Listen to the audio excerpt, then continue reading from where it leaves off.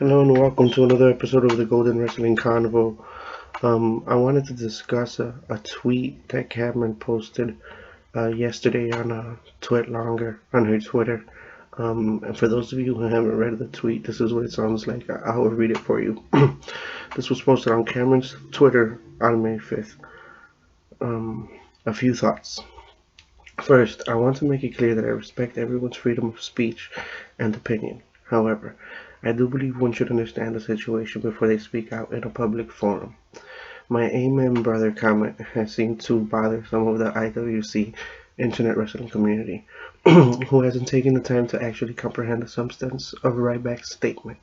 I fully support my peers in WWE, and I respect those who have the courage to stick up for what they believe in. Regardless of whether I agree with his feelings or not, I applaud Ryback for standing up for himself and openly speaking his mind. If you don't value yourself and believe in yourself, there's no reason for anybody else to. We the performers know what goes on behind the scenes day in and day out in our business, and how much we sacrifice and put into our craft. Every superstar on the roster works relentlessly to improve themselves and be the best performer that they can be, whether they are a perennial champion and the face of the company, or if they are a jobber. We all work very hard to entertain our fans. You may think somebody sucks or has no talent and thus should be fired, but that does not mean that performers isn't busting their ass and doing what's asked of them. I love the WWE Universe because they are some of the most passionate and loyal fans in the world. I think the majority of the fans are very smart and very invested in the business, but some, who appear to be the most vocal on social media, continue to do nothing but bash talent and twist words to suit their own agenda on a daily basis. Every single day I get at least one tweet or read one post where someone is bashing me for what I said on Tough Enough 5 years ago or for my botched pin on Raw. Look in the mirror and tell me you never made a mistake in your life. I am human after all. I have seen legends in the past and my current peers make mistakes in the ring and during promos. It happens. Get over it. I never claimed to be a childhood avid wrestling fan. Everyone takes a different path into the WWE. Some come from sports backgrounds, some from dancing and modeling, while others have trained their entire lives to become a WWE superstar. 5 years ago, when I was on Tough Enough, I did not possess the knowledge of professional wrestling that I do today. I earned the opportunity to be on that show, and despite being the first one eliminated, I was signed to a contract. Since that day, I have worked my butt off to improve my wrestling skills.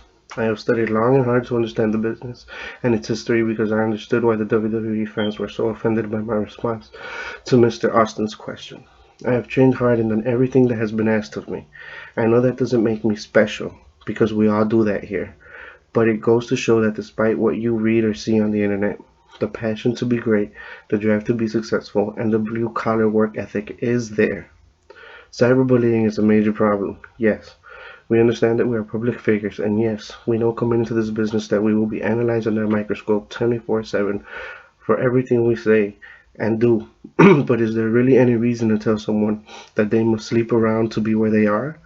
Is there any reason to tell someone they should kill themselves or to attack their family and personal issues over wrestling?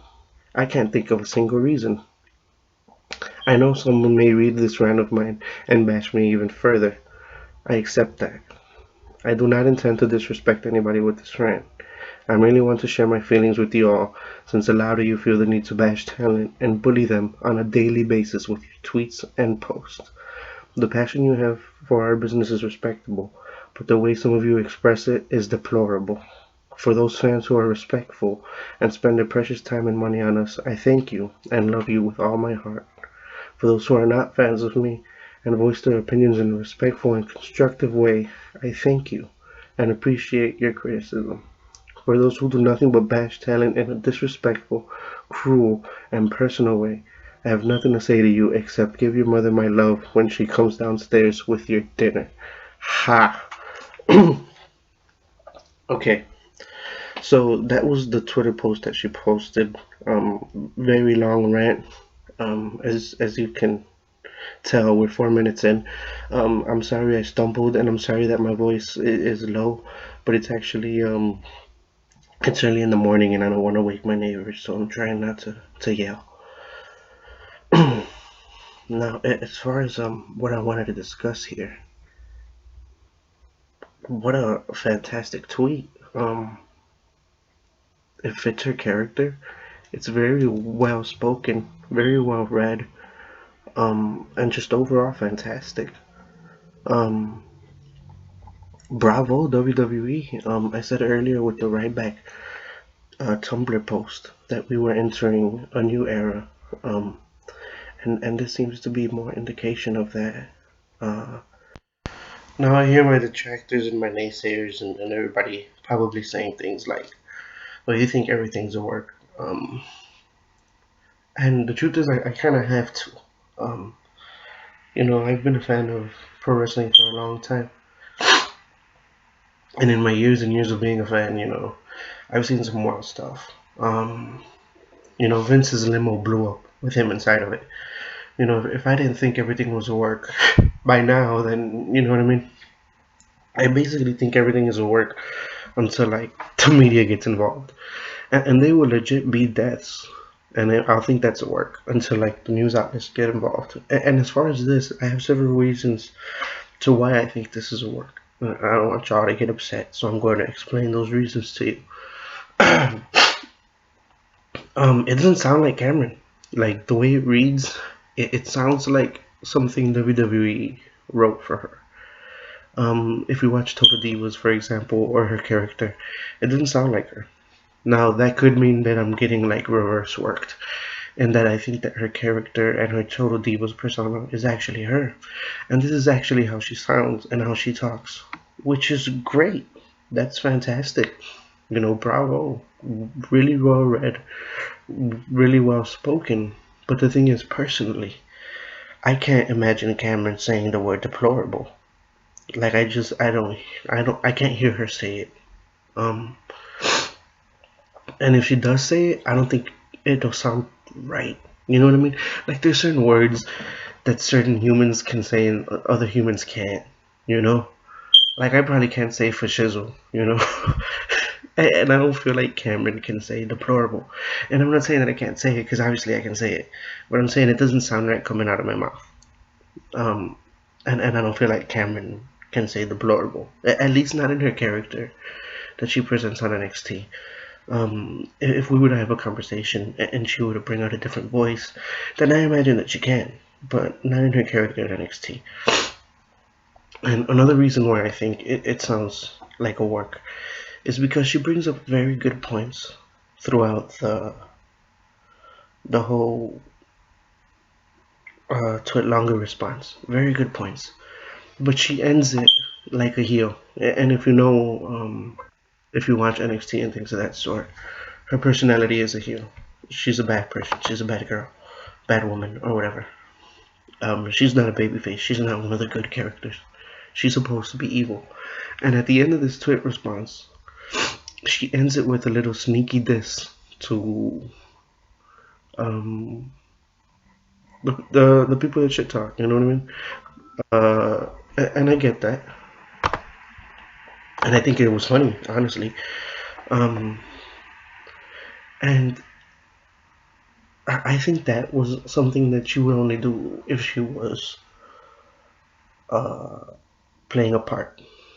Which is why I said that, like, what makes this new era special is that it's blurring the line between what's a work and what's not.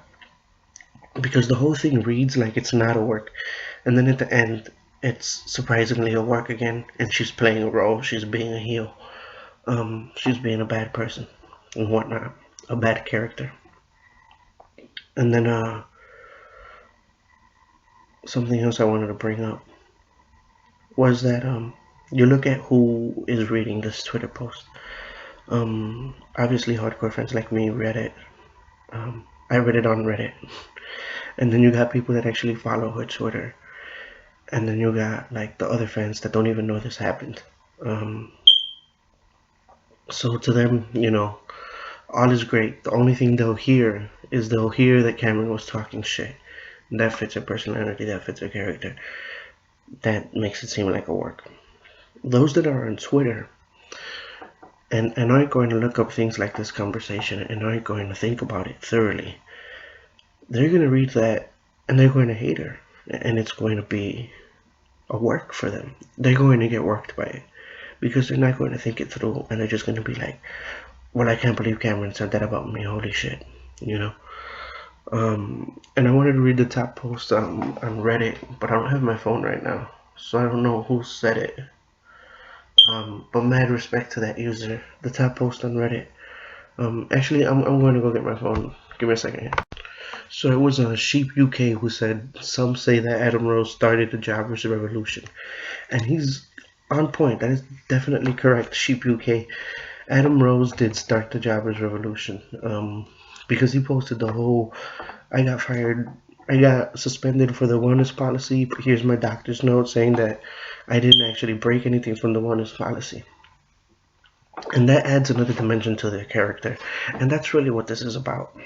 It's adding dimensions to the characters and the personalities of the jobbers. Like, these are, excuse me, these aren't, top tier talents. These are lower talents. And historically, these talents don't have anything to work with. But here we are, and the hardcore fans that read everything, that hear everything, we now have a new dimension to each of these characters. To Adam Rose, to Ryback, to Cameron. We may see them in a different light. Now, it may be a work, and it may not be. The lines are blurred. That's what makes this new era so entertaining, as far as I'm concerned.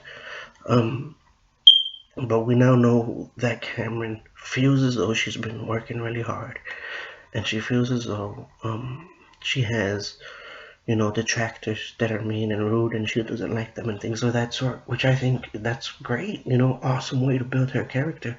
But again, like, if I could get out of that side of the story, realistically, she doesn't give a fuck. Like, she doesn't give a fuck what I say. She doesn't give a fuck. I mean, I wouldn't give a fuck, or at least I would try not to give a fuck. She's making a bunch of money. She's doing her job. I doubt fucking Twitter rants from horny little boys bother her that much. You know what I mean? I just really doubt it. But as far as her character is concerned, great. She's going to generate more booze for it, which is what they're supposed to do.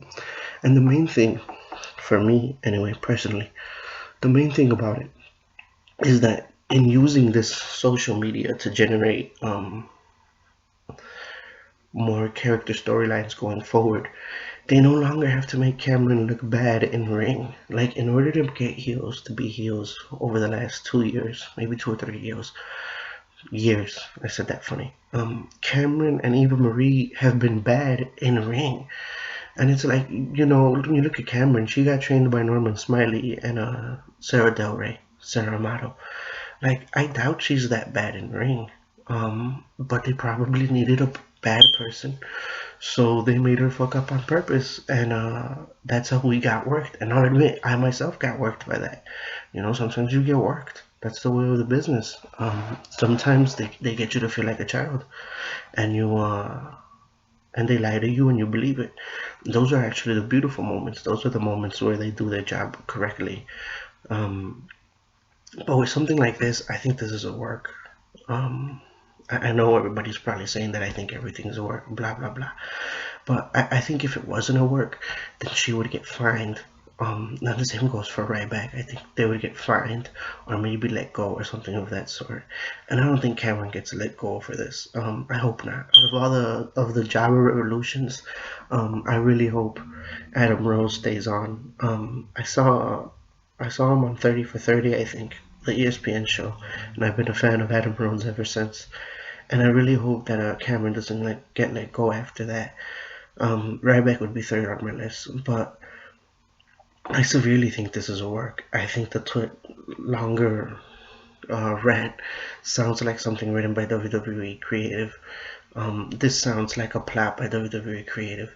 And the genius of it is that even though I'm putting this out there, and smart marks everywhere from around the globe can hear it and read it, those that are getting worked by this aren't gonna find this. Like, this isn't going to be, billions of views. They're not going to find this. So it works everybody in its own special way. Guys like me and gals like me are excited because it blurs the lines of reality and not reality, and it does it well. So bravo, WWE Creative. Good job. Thank you for joining me, y'all.